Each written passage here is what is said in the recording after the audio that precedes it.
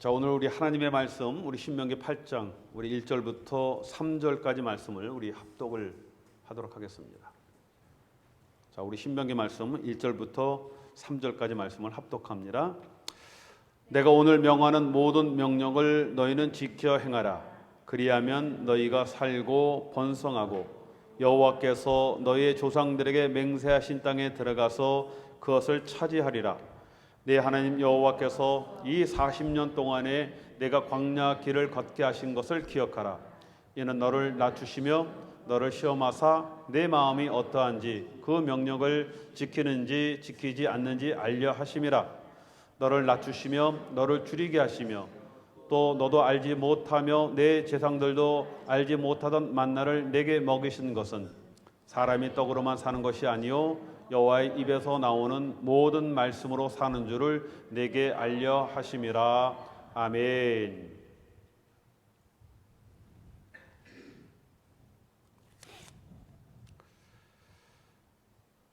자, 오늘은 말조심이라는 그런 제목을 가지고 하나님 말씀을 듣도록 하겠습니다. 자, 여러분, 오늘 제가 제목을 말조심이라고 이렇게 써놓으니까 어떤 분들은 목사님 제가 오늘 뭐 잘못한 거 있습니까? 제목이 굉장히 민감하네요, 이렇게 하시는 말씀이 있는데 전혀 그런 것과 여러분 상관이 없습니다. 부담 갖지 마시고 하나님 말씀에 은혜 받으시기 바랍니다. 자, 여러분, 오늘은 이스라엘 백성들이요, 이 가데스 바네아에서 행한 이 정탐 사건을 통해서 좀 여러분들과 말씀의 은혜를 나누려고 합니다. 자, 여러분, 가데스 바네아에서 정탐 사건은 이스라엘 백성들이 애굽에서 이제 나와서 광야길을 가다가 이제 이 가데스 바네아에 이제 도착을 해서 거기서 이제 정탐꾼을 보내는 그런 사건의 이야기가 되어집니다. 자, 여러분, 이스라엘 백성들이 홍해를 건너서 여러분 시내산에 이제 먼저 머물게 되어지죠. 한 2달 정도 걸려서 시내산에 도착을 하게 되어지고 아마 시내산에서 한 11개월 정도를 이제 머무르면서 거기서 율법을 받게 되어지고 그 다음에 인구 조사를 하고 이제 어느 정도 정비를 하고 다시 이제 행군을 해서 그 다음에 이제 가데스 바네아에 도착을 하게 되어집니다. 뭐 거기 도착했을 때 거의 한 2년이라는 그런 시간이 이제 지나게 되어지는 그런 시간적인 공백이 있습니다. 자, 이곳에서 바로 가나안으로 여러분 들어갈 수 있는 곳입니다. 여러분, 가데스 바네아에서 바로 가나안으로 들어갈 수 있었거든요. 자, 그런데 백성들이 먼저 정탐꾼을 좀 보내자는 그런 제안을 합니다. 우리가 좀 보내서 가는 길이 어떻고 또 적들이 있으면 어디에 배치되어 있고 또 우리가 가다 보면 이 많은 인구가 가다 보면 어디에 우리가 정착을 하면 좋은지 뭐 이런 것들을 좀 조사해야 되지 않겠습니까? 라는 뭐 그런 이야기예요. 어떻게 보면 지혜로운 전략이다라고 생각을 할 수 있지 않겠습니까? 자, 그런데 여러분, 결과적으로 이 사건이 이스라엘 백성들의 운명을 바꾸는 아주 그런 뼈아픈 그런 사건이 되게 되었다는 겁니다. 여러분, 여기서 그 운명이 갈리는 거예요. 그냥 가나안에 들어갈 수도 있었지만 결과적으로 볼 때 40년 동안 광야 생활을 하게 되지 않습니까? 그 사건이 오늘 바로 이 가데스 바네아에서 정탐 사건이었다는 겁니다. 자, 여러분, 백성들이 각 지파대로요 대표를 뽑지 않습니까? 12명을 구성된 정탐꾼을 가나안으로 이제 보내는 거예요. 들어가서 정탐을 하고 와서 이제 보고를 하게 되어집니다. 자, 여호수아와 갈렙을 제외한 10명의 정탐꾼이 가나안 땅에 들어가는 것, 이것을 어떻게 뭐 한마디로 어떻게 표현합니까? 이거는 승산 없는 전투다. 저들에 비하면 우리는 메뚜기다. 아마 게임이 안 된다. 뭐 애들 말대로 하면 그런 것 아니겠습니까? 이렇게 평가를 한 겁니다. 어떻게 보면요, 이건 잘못된 평가가 아니거든요. 그런데 이들이 아주 중요한 것을 잊었다는 겁니다. 자, 여러분, 이스라엘 백성들은요, 원래부터 여러분 시작부터 모든 것이 여러분 가능성이 있었던 그런 일이 아니다라는 겁니다. 여러분, 이스라엘 백성들이 애굽에서 출애굽하는 그 사건, 여러분 그 사건 자체가 가능성이 있는 것이 아니었거든요. 도저히 나올 수 없는 그런 사건 아니었습니까? 그럼에도 불구하고 하나님께서 놀라운 기적을 통해서 10가지 재앙을 통해서 이스라엘이 나오게 되어지고 여러분 그동안 가데스 바네아까지 오는데 몇 년이 걸렸다고요? 2년이 걸렸거든요. 그 많은 인구들이 그 광야에서 살아남을 수 있는 것, 이것은요 가능성이 없는 그런 일이었습니다. 가능성이 없는 그런 일들이 시작된 것 아니겠습니까? 자, 그런데 시작이 뭐였어요? 하나님의 명령에 따라 시작된 겁니다. 하나님께서 가라라고 하니까 그 말씀에 순종함으로 시작된 것 아니겠습니까? 자, 여러분, 이스라엘 백성들이 그동안 겪었던 많은 고난과 전쟁들은요, 그렇죠? 하나님의 전쟁이었다는 겁니다. 이스라엘이 관여할 그런 것이 아니에요. 그러니까 여러분, 정탐꾼을 보내서 어떤지 저떤지 이런 거 알아볼 필요가 없는 겁니다. 뭐 그거 알아본다고 뭔 문제가 되겠습니까? 그거 상황을 파악한다고 그들이 가나안 땅에 들어가는데 어느 것도 그것은 도움이 되거나 좌지우지가 되지 않는다는 겁니다. 그렇죠? 자, 여러분, 이스라엘 백성들이 이걸 잊은 거예요. 여러분, 그동안에 하나님의 은혜를 잊으면요, 이 문제가 생기기 시작을 하는 것 아니겠습니까? 문제가 생기는 겁니다.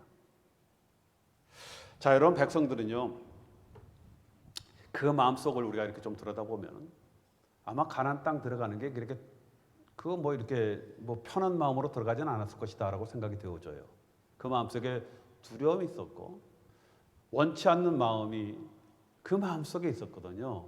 그래서 그들이 제안한 것이 먼저 정탐꾼을 보내자라는 의견이 나오게 되어진 겁니다. 그런 마음이 있었으니까. 그렇죠? 더구나 여러분, 탐탁지 않은 그런 마음을 가진 정탐꾼들도 가서 보니까 뭐가 보입니까? 부정적인 것만 보이는 거예요. 그들 마음도 별로 이렇게 내키지 않았거든요. 그러니까 얼마든지 좋은 것이 있음에도 불구하고 여러분,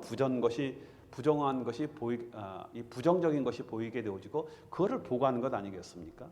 더구나 여러분, 이런 보고를 들었던 백성들 마음이 어떻습니까? 번뜩 드는 생각이 거봐, 그렇지? 거봐요. 그 핑계가 들어맞게 되어지는 거예요. 거봐, 거기 만만한 거 아니야. 우리 들어가면 잘못하면 다 죽을 수 있어. 그런 동조의 얘기가 나온 것 아니겠습니까? 자, 그럼 문제는요, 정탐을 하느냐 안 하느냐 이게 문제가 아니에요. 또 정탐을 했냐 안 했냐 이것이 문제가 되어지는 것이 아닙니다. 이미 백성들 마음에 있는 불평과 불만으로 가득 찬 여러분, 불신앙이 문제가 되게 되어지는 거예요. 이스라엘 백성들이 거봐, 정탐을 했기 때문에 이런 문제가 생긴 거야. 아예 정탐하지 말고 그냥 들어갔어야 돼. 이런 문제가 아니라 그 마음속에 있는 불신앙이었다는 겁니다. 2년의 기간 동안 광야를 지나는 동안 그 하나님의 은혜를 잊고 그 마음속에 여러분 믿음이 식어지기 시작을 한 겁니다. 거기에다가 정탐꾼의 보고가 여기에 이 기름을 끼얹는 격이 된 것 아니겠습니까? 자, 결국 백성들 안에서 이제 소요가 일어납니다. 그렇죠? 자, 몇몇 사람들 입에서 뭐가 나옵니까? 원망과 핑계가 입에서 나오는 거예요.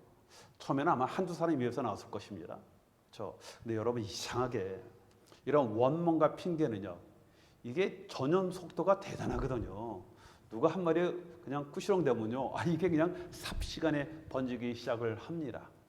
한 사람이 입에서 이런 원망과 불평이 나오기 시작하면서 다른 사람들 마음속에 급속히 전염되기 시작을 하였다는 겁니다. 그런데 여러분, 여기서 끝나는 것이 아니라 이 원망과 핑계는 급기야 모세와 아론에게 그 화살이 날아가고 여기서 또 끝나는 것이 아니라 어떻게 해요? 하나님까지 원망을 하는 그런 지경까지 되게 되었다는 겁니다. 자, 여러분, 민수기 14장 2절과 3절 말씀에 보면 이렇게 말씀을 하고 있습니다.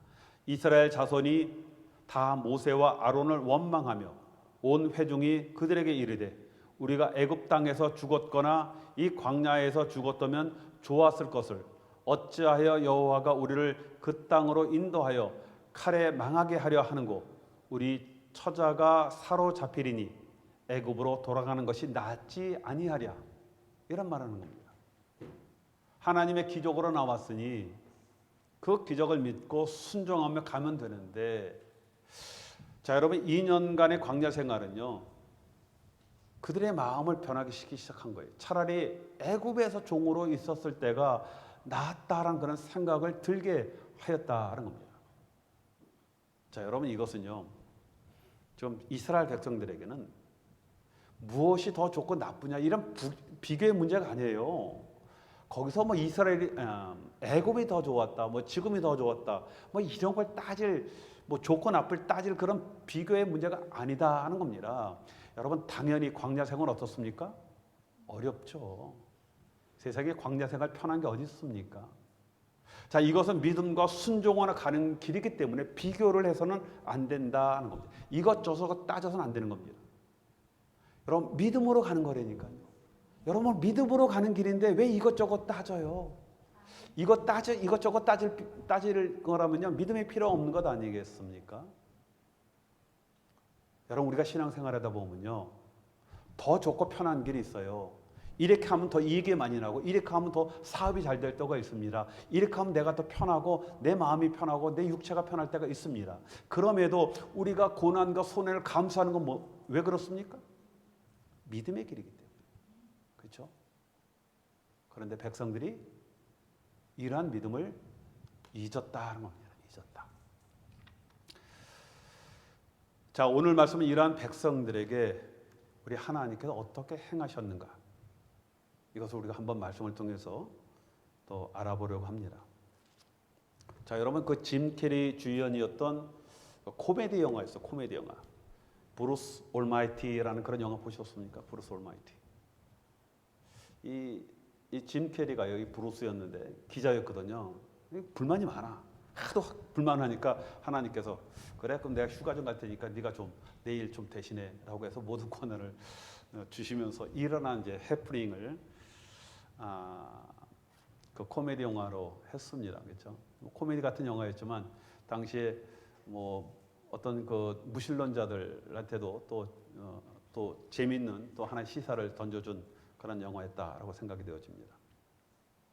자, 여러분 만약에 하나님께서 나 휴가 갈 테니까 네가 좀 해봐라고 하면은 여러분 이 사건 어떻게 결정하시겠습니까? 자, 그럼 민수기 14장 27절 28절에 보면요, 하나님은 이렇게 말씀을 하셨어요. 나를 원망하는 이 악한 회중을 내가 어느 때까지 참으랴? 이스라엘 자손이 나를 향하여 원망하는 바, 그 원망하는 말을 내가 들었노라. 그들에게 이르기를 여호와의 말씀에 나의 삶을 가리켜 맹세하노라. 너희 말이 내 귀에 들린 대로 내가 너에게 행하리니 라고 말씀을 하시는 겁니다. 하나님께서 뭐라고요? 그래? 너희들이 원하는 대로 해줄게. 너희들이 말하는 대로 내가 해줄게. 이렇게 하나님께서 말씀을 하시는 겁니다. 하나님께서 당신의 백성들이 하는 모든 불평을 다 들으시는 거예요. 그리고 너희들이 말한 대로 시행하겠다라는 그런 말씀입니다. 자, 여러분 그러면요, 우리 백성들이 불평하였던 말이 무엇입니까? 첫째 보니까 애굽 땅에서 죽거나 광야에서 죽었으면 좋았을 것을 이렇게 얘기하는 겁니다. 그렇죠? 차라리 죽는 게 낫겠다 그런 얘기입니다. 그렇죠? 여러분 이것은 방정 맞은 정도 소리가 아니라 그렇죠? 이게 말이요. 저도 그런 실수를 많이 하지만 그냥 입에 붙는다고 그냥 뱉어버리면 이게 큰 문제가 되는 것 아니겠습니까? 그런데 문제는 하나님께서 어떻게 해요? 그래? 너희 소원대로 해주겠다. 그 얘기합니다. 너희들이 죽기 원하냐? 그러면은 너희들이 죽게 해줄게. 이렇게 말씀하시는 거예요. 너희 말한 대로 뭐 힘들게 다시 홍해를 건너서 뭐 애굽 땅으로 뭐 가서 거기서 뭐 그럴 필요 없이 당장 광야에서 죽게 해주겠다. 여러분 하나님께서 이렇게 말씀하시는 것뿐만 아니라 실제적으로 20세 이상 계수된 모든 자가 광야에서 죽게 되어집니다. 출애굽 당시 나온 사람이 20세 이상 남자만 몇만이요? 60만이었습니다. 60만. 다 죽게 된 겁니다. 여러분 우리가 함부로 내뱉는 불평과 원망의 말이 얼마나 무서운지 정말 교훈하시는 그런 말씀 아니겠습니까? 여러분 민수기 14장 29절 30절 말씀에 보면은 이렇게 말씀을 하셨어요. 너의 시체가 이 광야에 엎드러질 것이라. 너희 20세 이상으로 계수함을 받은 자, 곧 나를 원망한 자의 뭐가요? 전부가 여분의 아들 갈렙과 눈의 아들 여호수아 외에는 내가 맹세하여 너희로 거하게 하리라 한 땅에 결단코 들어가지 못하리라라고 말씀을 하셨습니다. 20세 이상 군대 갈 인구 60만이 여러분 광야에서 죽게 되는 거예요. 그것도 40년 동안 정말 한창 나이에 속해 있는 정말 그 건장한 그런 남자들 아니겠습니까? 그 남자만 매일 평균 여러분 44명이 죽는 거예요. 건장한 남자들만. 거기에다가 여러분 뭐 여자분들하고 뭐 노약자들까지 친다면은 여러분 하루에 100명 이상이 죽는 겁니다. 여러분 우리의 불평과 원망도 그런 원망의 말도요 정도껏 해야지 여러분 도가 지나치면 이렇게 되는 것이라는 겁니다. 또 둘째로 백성들이 어떤 원망을 합니까? 처자들이 사로잡히게 될 것이다. 우리가 저기 들어가면 우리 내 자녀들과 내 부인들 여자들은 다 잡히게 될 것이다. 이렇게 얘기를 하지 않습니까? 그렇죠? 그런데 하나님은 처자들은 주권에 잡히지 않고 가나안 땅으로 들어가게 하시겠다. 그래서 그 땅의 주인이 되게 하시겠다라고 말씀을 합니다. 어디에 나옵니까? 민수기 14장에 31절 32절에 보면 너희가 사로잡히겠다고 말하던 너희의 유아들은 내가 인도하여 드리니 그들은 너희가 싫어하는 땅을 보려니와 너희 시체는 이 광야에 엎드러질 것이요 이렇게 말씀을 하셨습니다. 여러분 하나님 앞에 원망하고 불평의 소리를 하거나 여러분 반대로 큰 소리치며 교만한 말을 하면요 하나님께서 진짜로 그 말에 대한 대가를 치르게 하신다는 겁니다.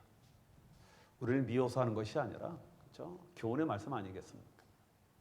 하나님께서는 백성들의 원망의 말대로 광야로 내보내셨습니다. 여러분 광야는 물 없거든요. 뭐 정착하게 농사할 것도 없습니다. 밤에는 추워요. 낮에는 덥습니다. 피할 뭐 그런 그늘도 없고 뭐 집을 지을 뭐 그런 재료도 없고 뭐 물 양식 뭐 동물뿐만 아니라 주변에 많은 다른 민족으로부터 공격을 받을 수 있는 정말 사람이 할 수 없는 그런 곳 아니겠습니까? 자, 이곳으로 하나님께서 이스라엘 백성들을 몰아내셨거든요. 정말 죽으라고 내몰아내셨을까?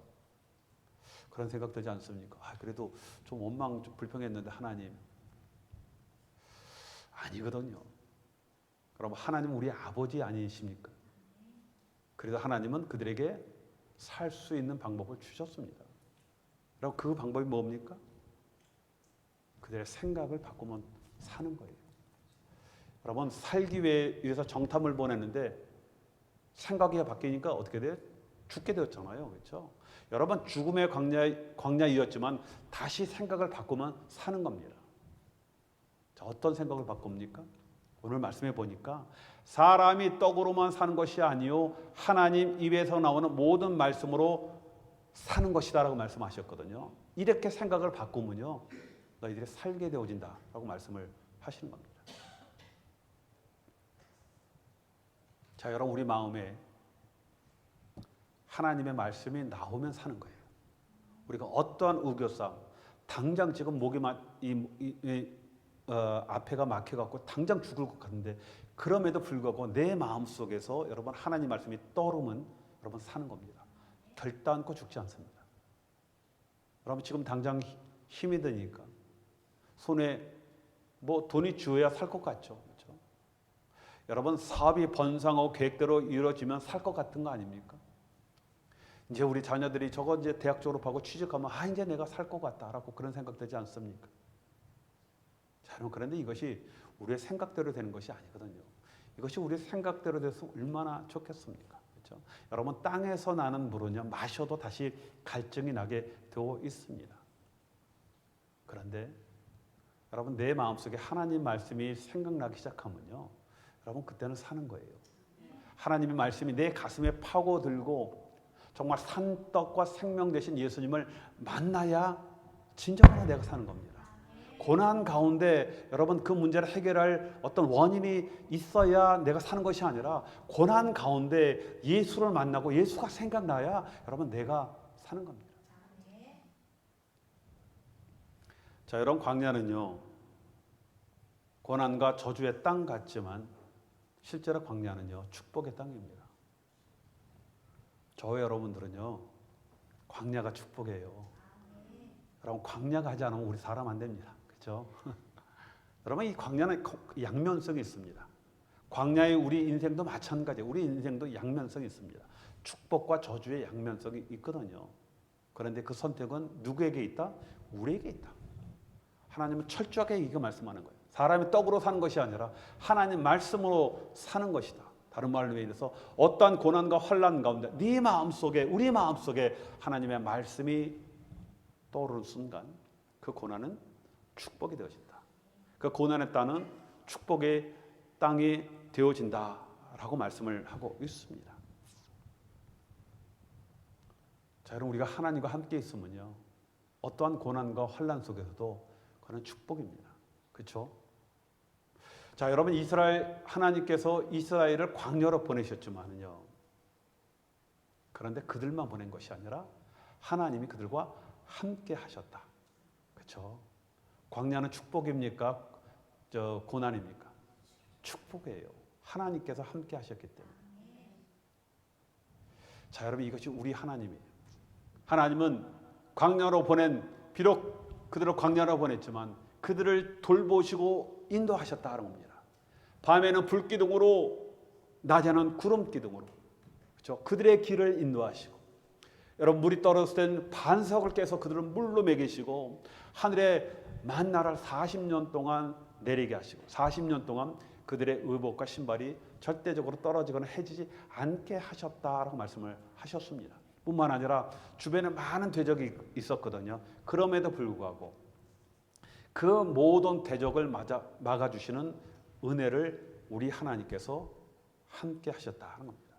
마치 징계를 받아 버려두신 것 같지만 그곳에서도 함께 하시면서 세세히 도우시고 우리 하나님께서 인도해 주셨다는 겁니다. 그리고 하나님께서 우리를 낮추시며 줄이시게 한 것은 우리가 떡으로만 사는 것이 아니요 하나님 입에서 나오는 모든 말씀으로 사는 것을 알게 하시기 위함이다라고 말씀을 하셨어요. 징계가 아니라 우리에게 복을 주시기 위해서 하나님께서 우리의 광야 생활을 행하게 하셨다는 겁니다. 자, 여러분 우리가 아무리 잘났어도요 하나님 없이는 살 수 없는 겁니다. 여러분 다 가지고 있습니까? 전 돈도 있고요, 권력도 있고요, 건강도 있고 다 갖고 있습니다.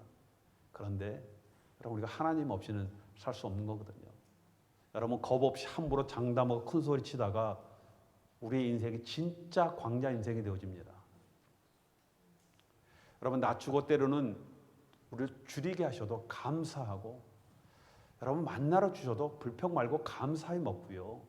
하나님의 인도를 따라 열심히 가면요. 그 광야는요. 축복의 땅이 되게 되어지는 겁니다. 자, 그래서 우리 인생이 여러분 축복이 되기도 하고 여러분 고난이 되기도 하는 것은요. 다른 어떤 환경과 여건이 아니라 바로 우리에게 달려 있습니다. 여러분 우리의 믿음이 여러분 광야를요. 축복의 땅으로 만든다니까요. 자, 여러분 광야의 특성은 부족하고 불편합니다. 인생도 광야와 같아서 부족하고 불편한 것이죠. 그렇죠? 그럼에도 하나님께서 이러한 부족과 불편을 허락하시는 것은 사람이 하나님 말씀으로 사는 인생이 되게 하시기 위함이다라고 말씀을 하였습니다. 자, 여러분 광야에서 우리가 떡에 우리의 마음이 있으면요. 항상 분주해요. 여러분 우리가 먹고 사는 것에만 우리 마음이 가 있으면 이 땅에서도 우리가 얼마나 분주합니까? 그렇죠? 그런데 말씀에 이 마음이 하나님 말씀에 가 있으면 어떻게 돼요? 또 이 광야는 또 어떤 유익이 있습니까? 여러분 하나님 말씀 듣기에 최고인 장소입니다. 어떤 분이 그런 얘기를 하시더라고요. 요즘 현대인들이 좀 영적이지가 않다. 하나님 말씀에 은혜가 잘 임하지 않는다. 하나님 말씀에 그렇게 감동이 없다라고 얘기하는 그 원인을요. 요즘 세상에는 사람들을 머릿속에 너무나 많은 것을 집어넣게 하는 그런 일들이 많기 때문에 그렇다라고 얘기합니다. 저도 전적으로 동의해요. 여러분 시간만 나면은 하나님 묵상하거나 하나님 생각하지 않고 우리 뭐 합니까? 유튜브 보죠, 유튜브. 그렇죠? 카톡 합니다. 뭐 할 거 많아요. 옆에 누가 없어도 할 거 많아요. 옛날에는 할 일 없으면 어떻게 해요? 잠 안 오면 성경책 봤거든요. 그렇죠? 그럼 잠 잘 오니까. 요즘 어떻습니까? 유튜브 봐요. 그러다 보니까 이 생각이 이 단절이 되는 겁니다. 그러니까 하나님과 이 단절이 되어지는 거예요. 자, 여러분 그런데 때로는 하나님이 그러한 우리를 광야로 놓거든요.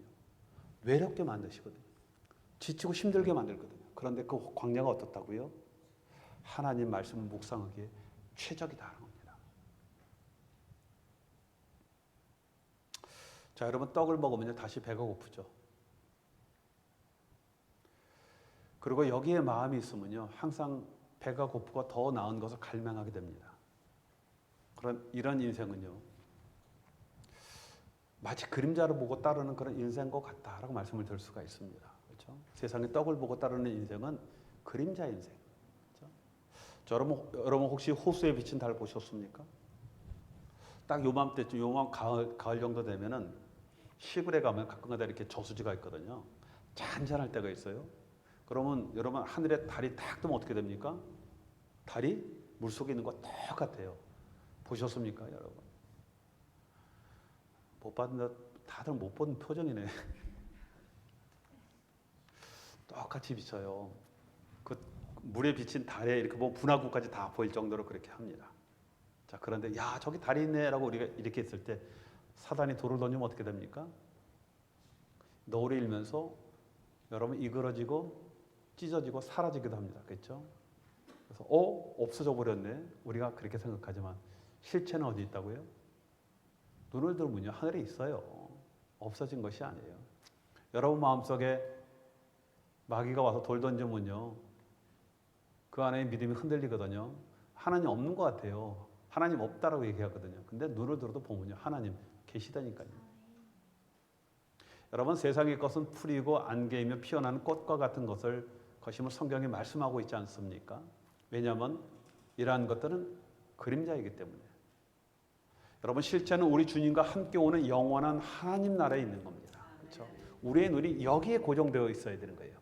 그 하나님 나라, 눈에 눈물을 닦아주시고 사망과 애통이 없고 아픔이 없는 영원한 그곳을 사모하는 그런 마음으로 살 때, 여러분 이 땅에서 우리가 떡으로 살지 않게 되어지는 겁니다.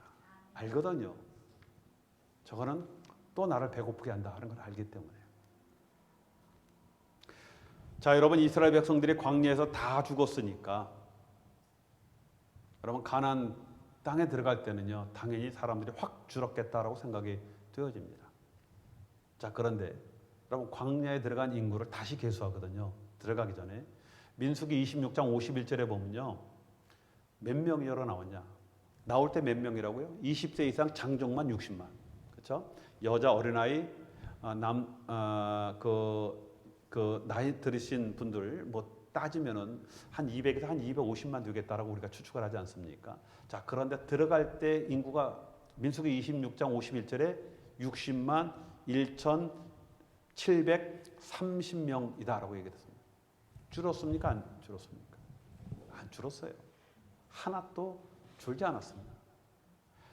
광야에서 나그네 생활을 하면서 40년 동안 60만이 다 죽었지만 그러면 하나님께서 다시 60만을 채운 거예요. 이분이 하나님입니다. 우리 하나님은 실패나 착오가 전혀 없으시는 그런 분이에요. 하나님은 자연스럽게 광야에서 훈련받은 세대, 즉 말씀으로 사는 세대로 교체를 하셨다는 겁니다. 이것이 하나님의 뜻이에요. 하나님의 뜻을 하나님이 이루어 나가셨다는 겁니다. 여러분 우리가 하나님의 은혜 안에 살지 못하는 것은 우리의 믿음 없는 말로 하나님의 은혜를 다 쏟기 때문에 그렇습니다. 원망과 여러분 불평은 우리에게 어떠한 것도 덕이 되지 않아요. 자, 여러분 원망하고 불평하고 짜증낸다고 도움되는 거 있으면 한번 얘기해 보십시오. 없죠. 그렇죠? 하나도 없습니다. 전혀 도움이 되지 않아요. 자, 여러분 결론을 맺습니다. 마태복음 5장 11절에 우리 주님께서 이렇게 말씀하셨죠. 입으로 들어가는 것이 사람을 더럽게 하는 것이 아니라 입에서 나오는 그것이 사람을 더럽게 하는 것이다 라고 말씀을 하셨습니다. 우리 입에서 여러분 은혜의 말이 나와야 하는 겁니다. 그렇죠? 이런 자들은 떡을 위해 사는 자들이 아니라 말씀 안에서 순종하면서 그 말씀 안에 살려고 부단히 노력하는 그런 하나님의 백성들이 되게 되어지는 겁니다. 세상의 그림자를 보는 것이 아니라 여러분 우리가 하나님만 바라보는 거예요. 그리고 그분의 입에서 나오는 그 말씀 때문에 우리가 감동하고 그 말씀을 부여잡고 살려고 노력하는 그런 자가 되어야 한다. 자, 여러분 이것이 믿음의 사람이에요. 자, 오늘도 다시 한번 우리가 이런 믿음의 사람으로 이런 믿음의 삶을 사시는 저와 여러분이 되시길 주님의 이름으로 축원드리겠습니다.